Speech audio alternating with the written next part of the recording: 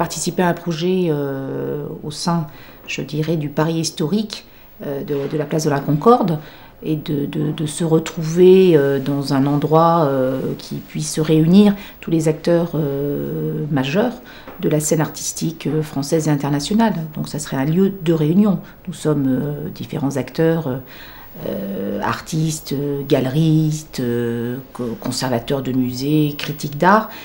Mais le fait de se retrouver un peu comme nous le faisons lors des foires, tous ensemble, et là, au sein d'un lieu prestigieux, me semble tout à fait opportun.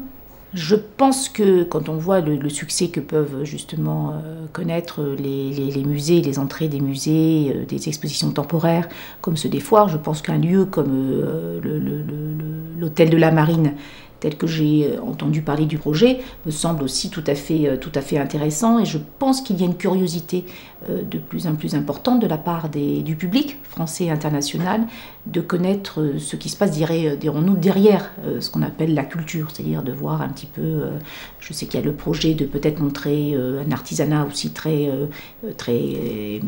précis, enfin très prestigieux.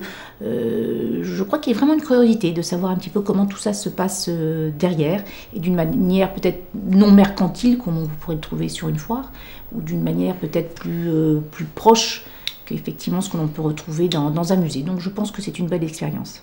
Ça serait un lieu fédérateur, ça serait comme une fédération de tous les métiers, je dirais, culturels, d'art. Donc cette idée de mettre en avant les fondations en France qui effectivement n'ont pas forcément des lieux prestigieux comme peut-être la Fondation Cartier aussi, ou la Maison Rouge, ça aussi me paraît une bonne idée. Puis c'est aussi pour mettre en avant on verrait plus facilement l'initiative privée de certaines personnes qui sont peut-être mal connues, ou en tout cas très peu connues.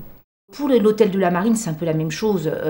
Quand on voit un petit peu le débat, ce qu'on sait, je ne l'ai pas visité, mais je sais par contre qu'en dehors de cette façade prestigieuse qui ne sera pas touchée, d'ailleurs l'hôtel n'est pas à vendre mais à louer, c'est un bail amphithéotique, derrière ce sont des bureaux qui sont absolument, je dirais, minables, très vieux, où personne ne va. Donc si ça peut être rénové, et si cela peut faire entrer la culture de manière variée, je ne suis pas contre.